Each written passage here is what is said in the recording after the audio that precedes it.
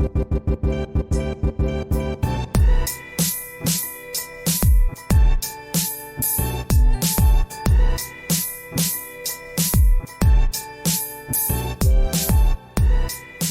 right, are we live? What's up? AOAO. Welcome to your Everyday Rich podcast. All right, welcome back, everyone. We're your hosts, sorry, Jen, and I'm Jason. Sorry, I almost forgot what to say here. Yeah, welcome to your Everyday Rich. Your Everyday Rich is really it's a movement around financial literacy that all started around a living room conversation, and the idea was to empower people that could relate to their financial wealth building journey, and also, I guess, building their journey to financial freedom. Because we kind of navigate this world through weird social norms and the lens of eyes that really can't relate. So hopefully these conversations get to your living room so that you can start having them and empower you to make the best financial decisions so you can live your everyday rich.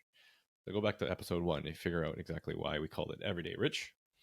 But yeah, welcome back. If you're not a new listener, I'm always amazed of any reoccurring listeners, all 8 that we have. Mm-hmm. So appreciate it very much. Today's topic is something that we've had on our list to talk about, and we have chatted about with our friends. Mm-hmm. Because over the last 4 years, we got into real estate investing in terms of outside of our primary residence. And it was a very interesting time to get into real estate with all the low interest rate environments. But your first one is always your most interesting one. I think that's relatable to anything in life, right? Of course. Yeah, so we just want to share our story and our journey into how we got to our first real estate investment property. Yeah, like first girlfriends, first boyfriends, first cars, first kiss, all these things, first kids. Mm-hmm. Yeah, you remember them like they were yesterday. Yep. First real estate investment property. Mm-hmm. All started in 2019. Yeah, it seems like you said, seems like yesterday. Yeah. So it kind of started off with Jason's curiosity, I guess. So maybe we'll start there. Like, you were the one who kind of brought it to the table between the two of us. And well, what was your mind going through at that time? Yeah. So I think when we chatted about this on another podcast with Rockstar Real Estate Group, Your Life, Your Terms podcast. Yeah, it was about curiosity. So like we've been in the stock market for, ever since we started working, and we contribute to our employer plans and do all the things I think we're told to do. You're told to do, right? Which, grand schemes, nothing wrong with it. It has helped us in terms of where we are now. But I felt like there's something missing, right? Because there's something missing. We were going through the routine of having our for us, Josh, our first child. And then there was this question about like, all right, how are we doing? How can we get there faster? And I was just kind of saying there as a broad term. Yeah. And then one day I Googled what wealthy people invest in because I was bored. I don't know why. I must have been reading some finance thing. And then obviously all this stuff came up is like stocks, businesses, and real estate. So rich people have made their fortunes through their businesses, but also build their wealth through investing in stock market and real estate. And that kind of dawned on me. I was like, whoa, you know what? We should look into real estate. We don't actually have anything outside of our primary residence. And we really didn't know how to tap into that yet. So did some more Googling, added Canadian, right, in there, because a lot of US stuff came up. And this group called Rockstar Real Estate came up. And, we all thought it was a scam and all that stuff because it's like all these articles written about these investment strategies that I'd never heard about. But there was this free ebook that they gave us that you downloaded, and they got our emails. Well, I didn't read it. You read it. I know. I read it, and it was a quick read. But I remember it felt like it was this old article, but it was very relevant Mm-hmm. to what we were looking for. It touched on these emotions of like financial freedom, wealth building, and all this stuff. Anyways, I was just like, Jen, you got to read this. And I think you skimmed it. Did you skim I it? didn't even look at it. Okay. Nope. No, I didn't read a single word. Long story short, it was just like, okay, I think there's definitely something here. And then we found out that this group was locally in Oakville, which is very close for us. And we signed up for this like free in-person session. It was like an information session, right? Mm-hmm. And I was like, oh shit, hopefully this is not like a timeshare thing. Um, So we went. it did. I signed up and I convinced you to go. Mm-hmm. And we ended up going there, meeting the owners of Rockstar Real Estate, Tom and Nick Carazza, and 20 other wide-eyed potential investors looking to like buy real estate. Mm-hmm. And they gave us a spiel. And one of the investment strategies that they were really focusing on was rent to own, which turned out to be our first investment strategy, which we will get into. But that night, essentially, it was just like, here's kind of what we've done, here's what we've been able to build. And we were just like, I mean, sounds promising, right? Yeah. And also, we bumped into one of your high school friends. yeah. And that kind of reinforced it to make it seem a bit more legitimate and not a scam. Yeah. We were kind of like, what the fuck, is this a scam? Yeah. I feel like this is a scam. So yeah, and then we ended up linking arms with their team. So Rockstar is essentially a real estate brokerage that's investor focused. Mm-hmm. So it turned out to be almost this community that we joined, right? Not just working with a realtor that sells you a few houses here and there, but in a group of other investors. Like, I think they're like 1,000 people deep in their team and their community. But like, you work with an investor who is a realtor that invests themselves, knows certain strategies, and really just provide you some general guidance. Mm-hmm. So I remember when we were talking, right, we were just kind of like, well, we don't know a lot about this. Yeah. So it'd be helpful if someone guided us along the way. right, not hold our hands, but like exactly just Mm-hmm. guide us to kind of give us some reassurance in terms of the questions we were asking, things that we're thinking about. Yep. And it's like a phone a friend, right? You can have a phone a friend at your disposal. Yeah. And then Rockstar had a bunch of courses that we took. It was very educational, right? So Yep. as part of that first phase, when we were looking to real estate, it was all about learning. Yeah. So great we thing. took all the courses. A majority of the courses we went, and they were free. Once you join with the membership, you get access to all of these courses, like taxes, different investing strategies. Mm-hmm. So we went to a whole bunch of them just to absorb as much information as we could. Yeah. Tom and Nick ever hear about this, better get some royalties. You get some sign-up fees, you know. But yeah, like that was kind of how we started learning and being connected to some other investors. And like I was mentioning, they were talking about RTO, which is this rent to own model. Okay. And it turned out to be our first strategy that we, I think, I wouldn't say like got attached to, but it was more like one of those, we gravitated towards it because it checked the box on a few things for us. Yeah. Right. So for me, like, well, okay, let's before we kind of go down the rabbit hole again here, like, what's rent to own in your terms, Jen, like the way you understand it now? So rent to own is essentially a strategy where a tenant will rent a home. So you buy the home and then you rent it out to the tenant, and there's a contract written in let's say X number of years where the tenant will be able to purchase the home. So it's similar like a car lease, right? So first 3 years or 4 years, whatever the contract says, you're leasing the car, you're renting the car. And then at the end of your lease, you have the option of buying the car. So rent to own is similar thing. So we sign a contract with a tenant.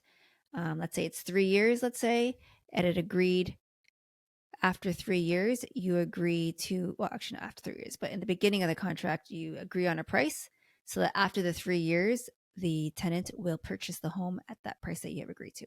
Yeah, great analogy. The leasing a car thing. So this whole concept of leasing a property, which help pay off some of the mortgage in the meantime, but ultimately selling it to the tenant near the end, really helped define our risk in terms of like mitigating the risk, because like we were always on this like edge of the economy where or the real estate market was like, oh, is the real estate market going to crash? Is it going to go up? And it's good. Like, Yeah, people have been saying that for the past 10 years. yeah, like this whole crystal ball thing, right? And the issue that news tries to poke around, but because we weren't too sure on some of these like more advanced strategies that we know now, like the BRRRR model, flipping, adding value in units and stuff like that, conversions, it was simple to understand. It was a bit I think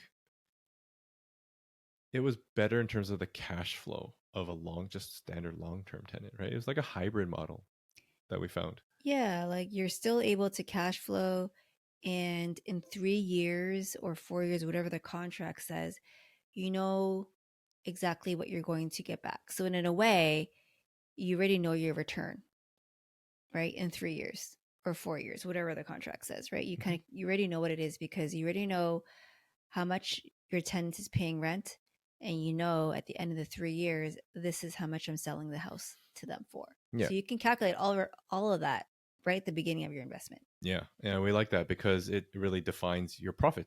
So Yeah. it I wouldn't say it locked it in stone, but it was pretty much damn guaranteed if they went through with it, right? Yeah. And just to add to what you were saying, Jen, this whole contract, like it's not the tenant is not obligated to purchase the house. Mm-hmm. It's more like they have the right to purchase the house at the agreed price. Yeah. Um, and part of this also we gravitated toward this was because it was also helping people that were looking to purchase a home. Yeah. Right, this whole fulfillment of this Canadian dream that we talked about in a few other episodes, like ultimately in this capitalist society that we live in, you want to help someone, but if you can profit, that's how the model works. Mm-hmm. And I really enjoyed that. I think we both did, right? Because we knew we were helping a family or someone Yep. to get to their dream of homeownership. And this model really favors people that have maybe a bit beat up credit score, going through divorce, life situation happened, maybe business went bankrupt or whatever, bankruptcy and stuff like that. And it's a perfect fit for that. But not everyone knew about it, and we'll get into that, right? Well, yeah, I just want to talk a little more about the contract itself. The reason why it's good for that type of profile of people is because those people cannot get a mortgage Yeah. at this specific time. So when you write the contract and they pay their monthly rent, a portion of the rent goes towards the purchase price of the home. So when this person, let's say, I'm looking to buy a home, but you know what? At this time, I cannot. But now there is this option for them, say, hey, I'm renting this home, rather than just renting a regular home, I'm renting this home, but a portion of this rent is going towards the purchase of my home. So the next 3 years, I'm not just throwing rent to this landlord, I'm actually also contributing to the purchase price of my house.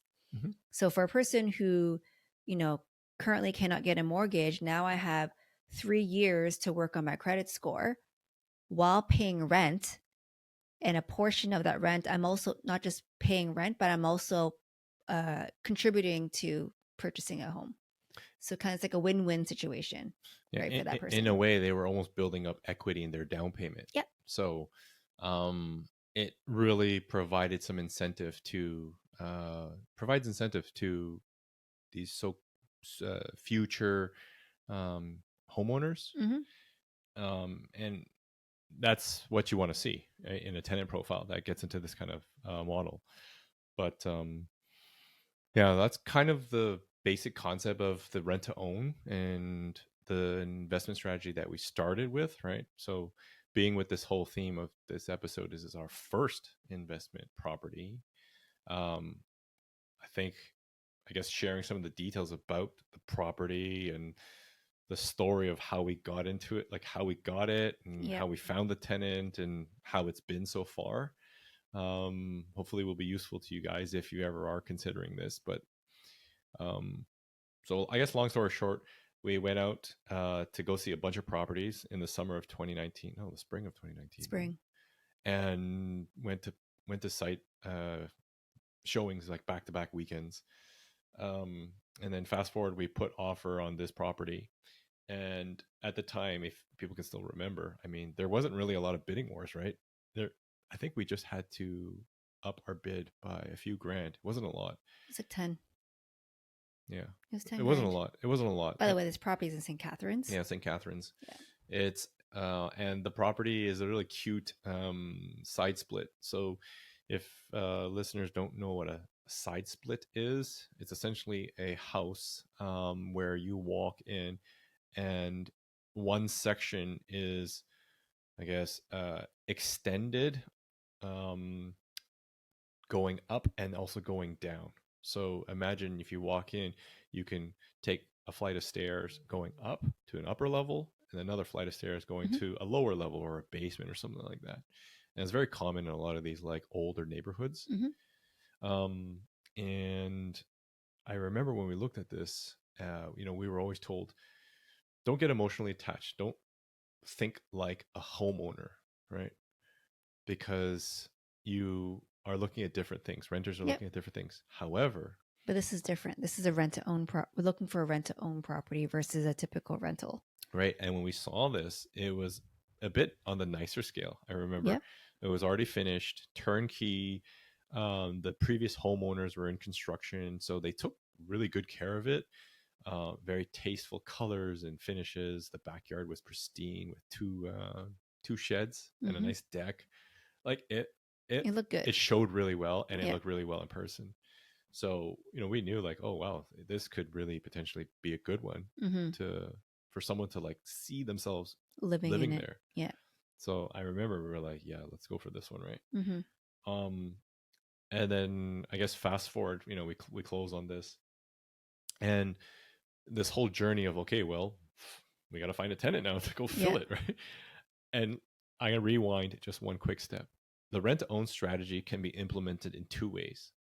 So one way is to buy the house first and find a tenant afterwards, right? Which is what we did. Yep. A less riskier way or less stressful way, I would say, is the opposite, is work with a tenant first. Yeah. To purchase a property with them.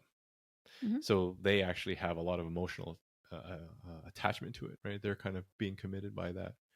So you can see like we kind of did it the other way because that was just how we were introduced to it. Yeah. Which, I mean, I'm not saying that it was a bad thing to do, but it was definitely much more stressful. And we'll kind of go into why. But yeah, so we were doing a lot of prep for this because now that we have this house, we're like, okay, we got to fill this, or else like we're going to be carrying the mortgage and no one's paying us mortgage. Yep. So do you remember kind of what we were prepping for? Like, yeah. So the way we showed the house was, first we put up an ad on Facebook and Kijiji saying, this is the house. It's got how many bedrooms, bathrooms, et cetera, typical rental property ad. But we did state in our ad that this is a rent to own property without going into all the details of, how the contract's set up, blah, blah, blah in the ad. And we got a lot of replies back saying, I'm interested in the house, but, what's this rent to own thing? Right? It wasn't as obviously as popular as a typical rental property. So the way we did it was we said, hey, if you like the house, you're interested we can come to the house, take a look at the house, and we will explain to you how the rent to own system works. So what we did was we put together, I guess, showings with a bunch of different time slots for people to come in. And when people came in, we basically had to explain what a rent to own was. And for us, like, obviously this is new to us. So what did we do the night before? We literally practiced a script.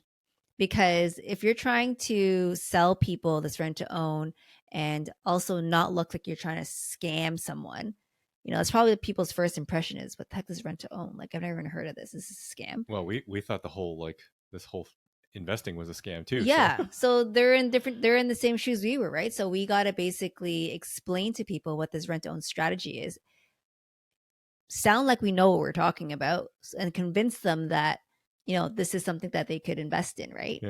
Yeah. So we had to prep.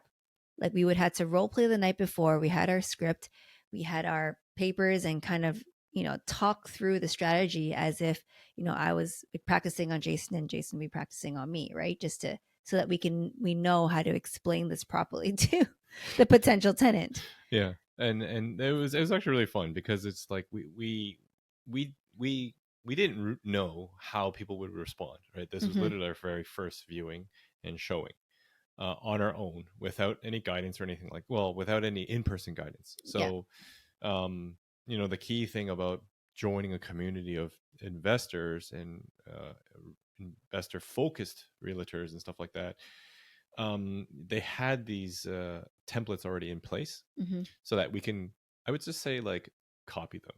Yep. But really, you use them and then tweak them to your own. Yep. Right? Because everyone's flavor is a little bit different.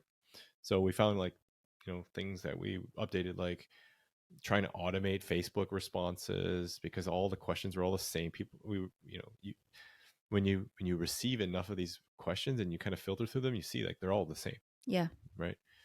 So copy and paste responses, like Jen said, get them out.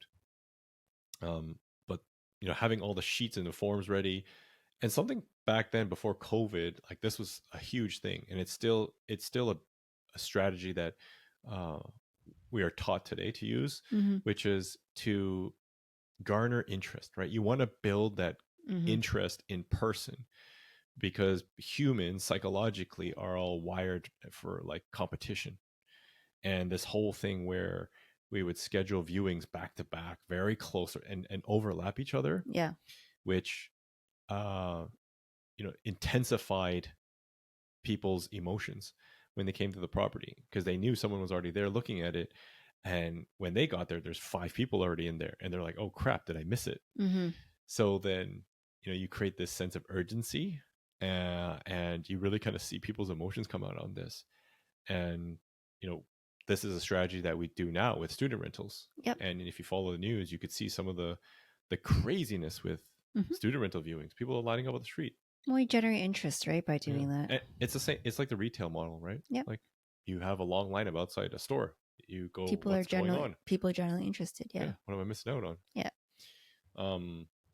And it's like when you go into, like, stores and people are, like, pulling on the same product, or PS5s that, like, PlayStations on like Boxing Day. Yep. So people don't want to be missing out, right? It's FOMO. Yeah, man.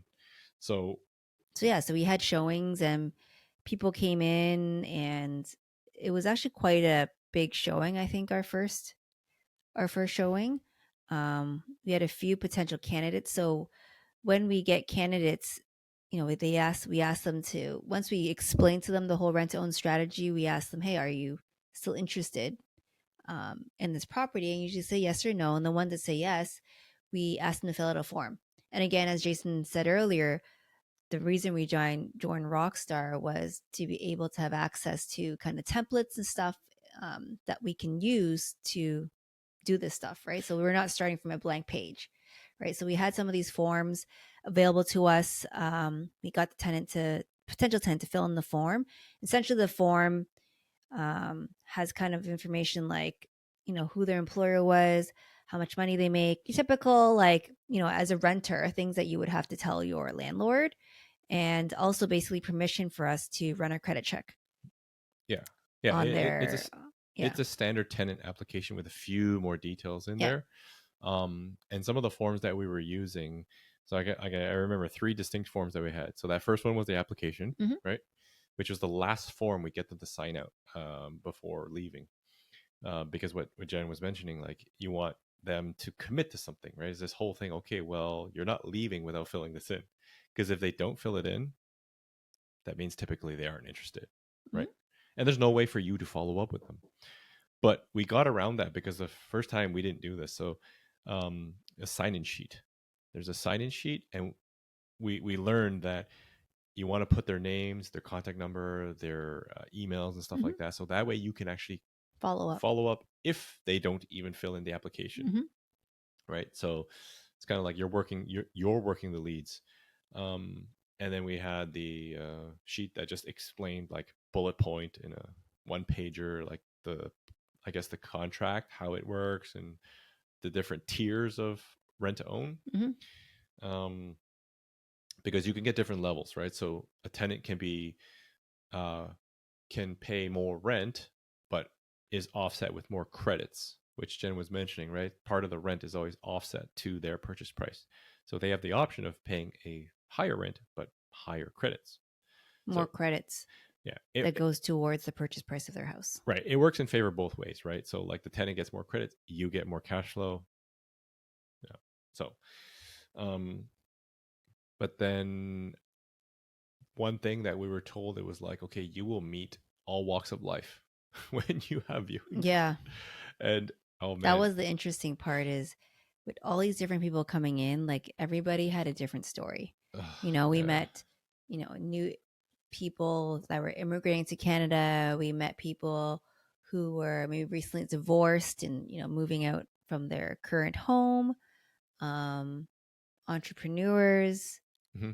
People that were just declared had some recent bankruptcy Yep. issues. We had tenants that seem really good in person, but when you follow up in paper, or Not stories so just much. not so much, just falls apart and just unravels. You had tenants that were super nice in person, but then over conversation afterwards got so angry, especially if you didn't proceed with them. Mm-hmm. We had women. We had one woman cry in front of Yep. us. Yep. Oh my god! I never thought that would happen. We were told that it might happen, but Mm-hmm. experienced that. Um, and the interesting thing is, so Josh was, how old was he? One. I was still on mat leave. So he So was he's under probably one. less than one. We brought Josh to these showings, Not all of them. but some of them, and Yeah. and and I just wanted to say this because as a parent, right? If you are a parent right now, or you're thinking about becoming a parent and you haven't really gone to real estate, that was a concern for us too. It was like, okay, well, it's our first investment property. How are we going to make this work from a time perspective? Mm-hmm. And that's a legitimate concern that we hear now with conversations that we have with friends, family, Yep. colleagues. Well, that's the thing. Like the key part of a rent to own is finding the correct tenant, right? It's not like just finding a regular tenant. So it does take extra work to find a rent to own tenant. And, we had a really great showing the first time we did it, but we actually didn't find the right tenant. They had a lot of people that show up that first day, but we did not find the right tenant. So we had to do it three more. I think we did a total of Four viewings. showings. Yeah. Um, I went to 2 out of the 4. So the first time I left Josh at home with grandparents, I was able to go. That was our first showing. Second time, I think you went by yourself, right, to do a showing. And then we just still didn't find someone that we were happy with. So they went again the third time. This time I brought Josh with me. So literally, like I was holding Josh while talking to potential tenants, or he was on the floor Crawling in the crawling the around finished while I was basement. talking to potential tenants. Yeah, people. I remember some of the tents were like the people that came through. They're like, "There's a baby down. Is that? Yeah, it's ours. It's ours. Just leave them alone." But like going back to this whole thing as a parent, like if it's your first investment property and you're concerned about how you will find time to do it, like we had to find time to do the research. We had to find time to go out and connect with this random group called Rockstar. Mm-hmm. We had to find time to do all this stuff, the Mm-hmm. preparation.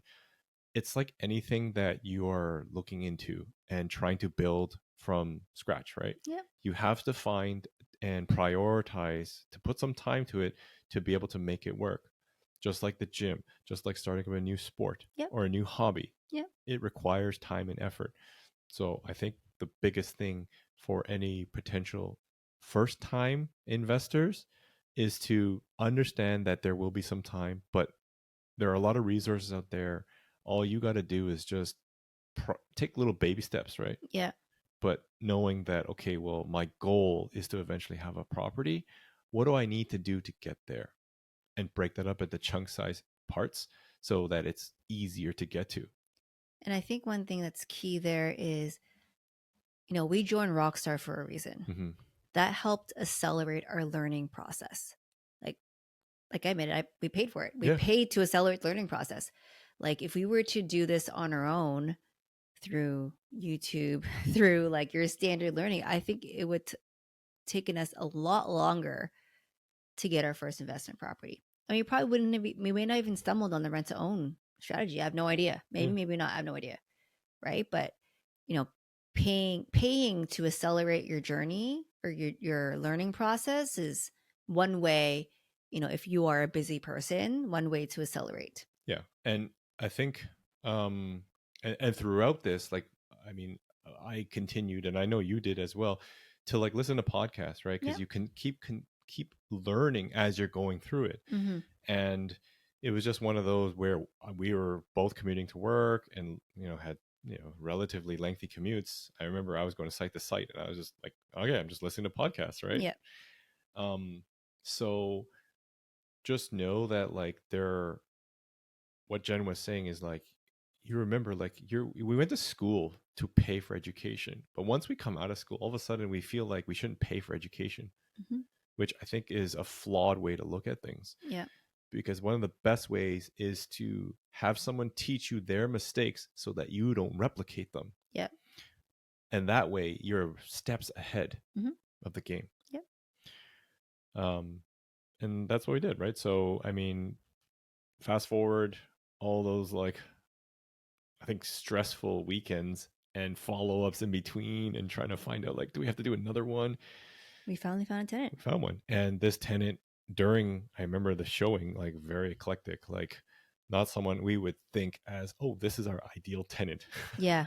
But I remember her coming in, yeah. like, she's a lady and she was just so excited to see the house. Like she was just, after she went and did her tour, she's like, oh my God, I love this home. This home is so beautiful.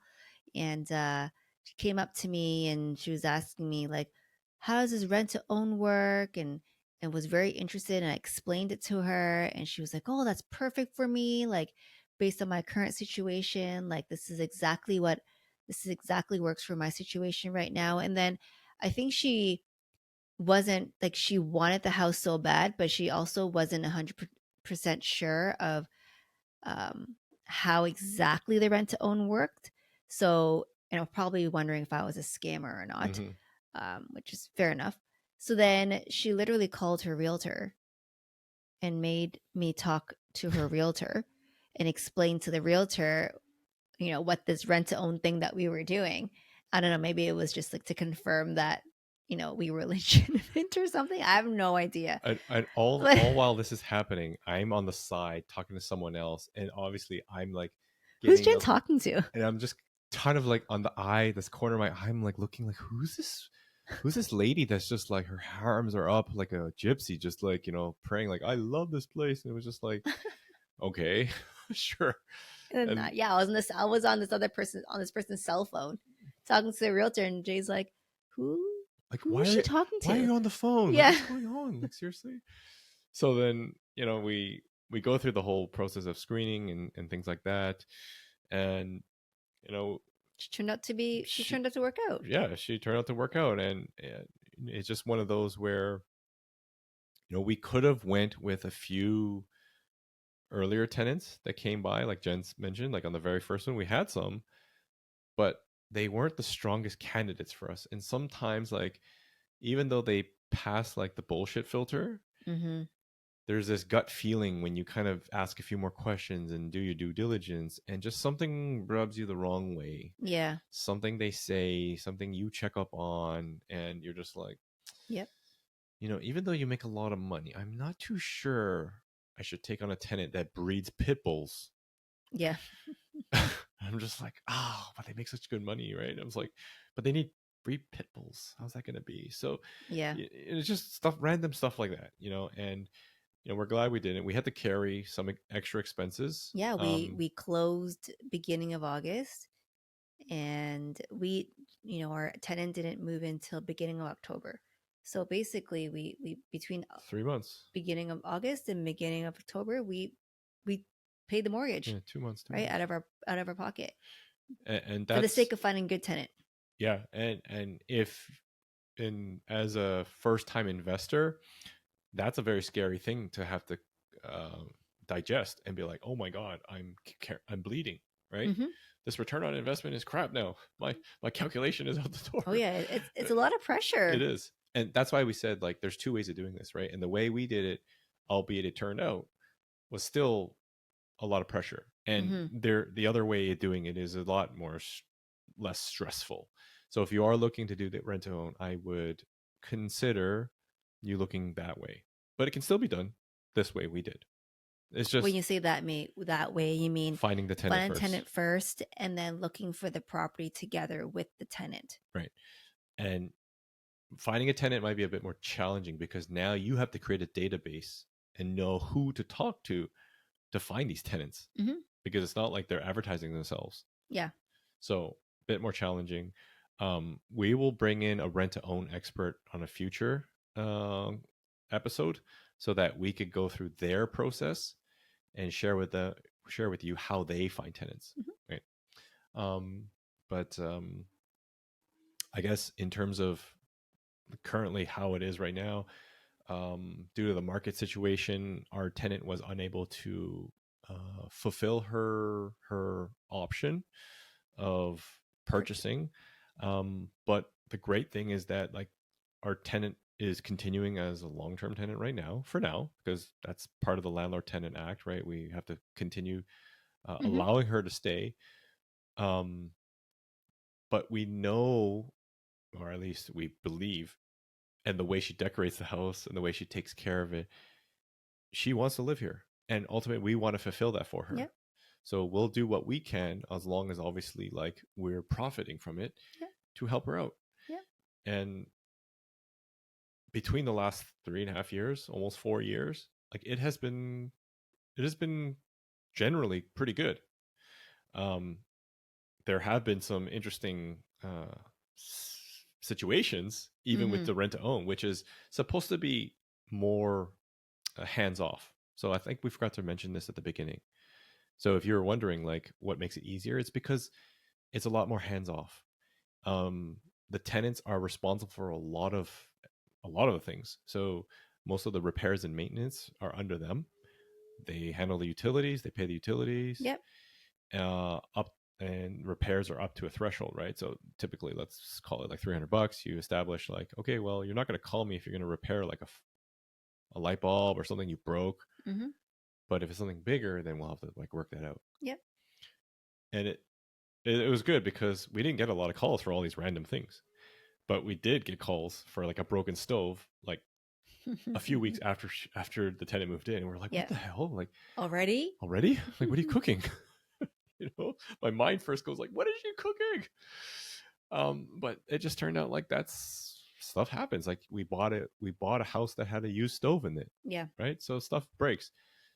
There was a rat infestation that a rat got in through something, and we had to work out a repair because that's not a small repair.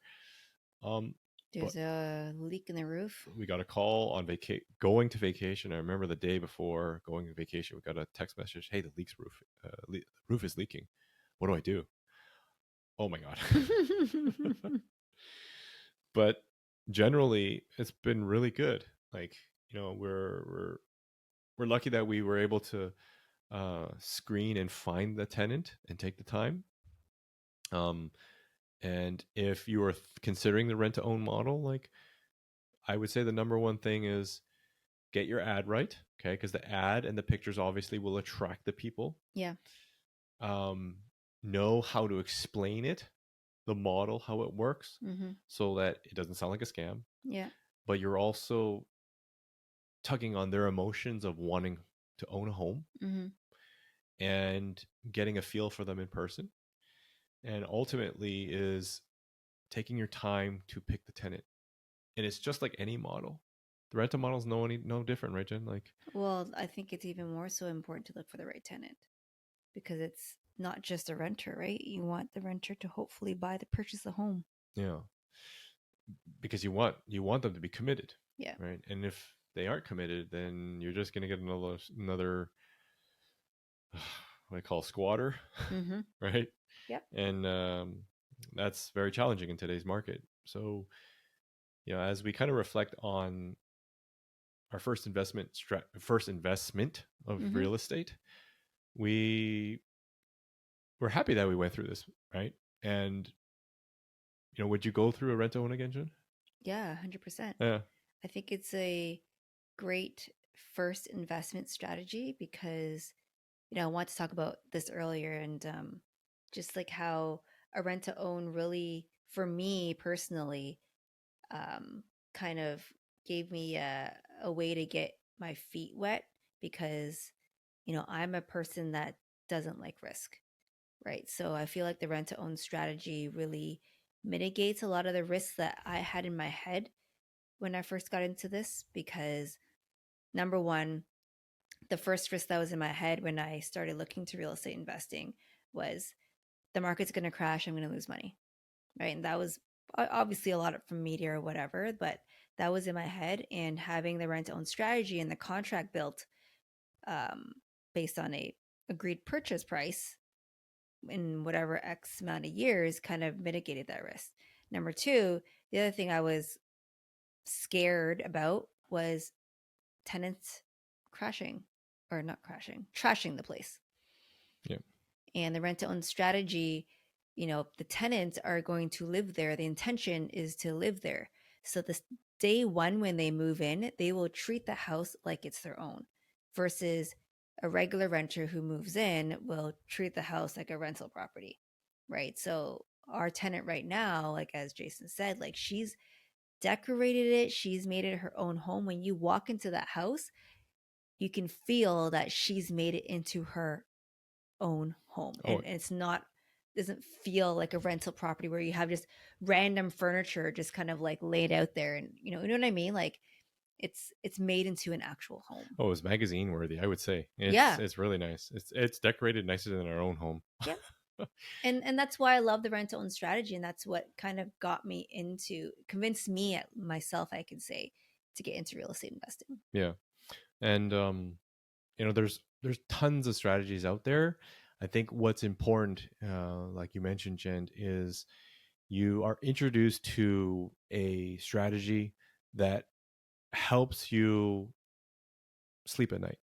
Yep. Right. So if you're risk adverse, then what strategies are, I'm going to say, on the less risky side that have risk mitigation, implement like ways to mitigate risk in the Yep. strategy. Flipping is not that, right? No. Doing a full out conversion is not that, especially in a high interest rate market environment like this. But there are so many strategies. It's just a matter which flavor do you like? Yeah. Right. And I felt like this one we were able, because it was less risk for me, we were also able to learn a lot through this first investment property that allowed us to invest in the second and third with riskier strategies, but because we also are more knowledgeable. If we built the Rolodex, right, we know more people who could help us, and contacts that could help us with these more riskier strategies. So that's why I felt like for me, I thought it was a good first strategy for us to tackle. Well, I mean, the numbers work too. So let's, Oh, of course. And of course, the numbers work. yeah. I think we forgot to mention this off the bat. I mean, the numbers worked. So, and there obviously have been changes to the spreadsheet in terms of what, let's say, some expenses that we didn't account for. But in the grand scheme of thing, if all things turned out, like, it's going to be a great return on investment, right? And for the time. And that's the thing that someone told me. I remember they're like, your return on time from a rent to own is so good, right? The amount of time you put into, like, let's say a full out renovation and all that stuff, like, you are really in there. Yeah. Versus rent to own, I'm just like, all right, it's a hands like, off. yeah, call me when you got a problem kind of thing, right? It's one of those things. So, like, like we said at the start of this, it's like an investment. An investment is really how you want it, what you want the investment to do for you, right? And how you want to live your everyday rich. So if you want to live as part of your learning journey, like really in the weeds and doing all that stuff, then fine, like, go do that strategy. And there's a lot of investors that do. Yeah, they want to do the sweat equity to learn the process. Yeah. And there's nothing wrong with that. I actually love that, because those are some of the strategies that really help accelerate, recycle your money faster, and in some environments are able to like boost equity and all that stuff. But there's a season for every single strategy. So just kind of figure out, first of all, what works for you. Yep. And this is what works for us. So, rent to own, great model. Look into it if that's something you want to consider. That's kind of our story of our first investment. It won't be our last.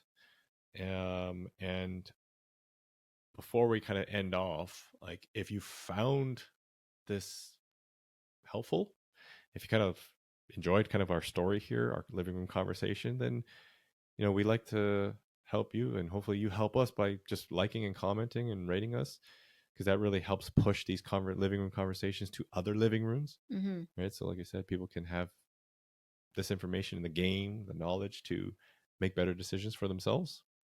Because when it comes down to it, real estate investing is a very powerful tool that you can leverage. And I remember hearing this term, even one rental property can change your life. I believe that. It can change the trajectory of your wealth and your future forever. So with that, I think that's it. Yeah, that's it. Yeah, I mean, how much more can we talk about? If you have any more questions about a rent to own, just shoot us a DM or message us, and we can talk more about it. Yeah. Like I said, we'll get someone else that's done lots of rent to owns, and we'll get them onto here. And all right. Okay, well, anyways, that's kind of it. Funny thing, I actually did get a text message from the rent to own tenant today. Well, there we go. But it was a good one. So, yeah, anyways, guys, appreciate the support. Like, follow us, do all that stuff that you're supposed to do. Pay the fee. You know what it is. All right. Anyways. Thanks so much. All right. See ya. Peace. Your Everyday Rich podcast is presented solely for general informational, educational, and entertainment purposes. Any such information or other material should not be construed as legal, tax, investment, financial, or other advice. It is not intended as a substitute for the advice of a qualified professional.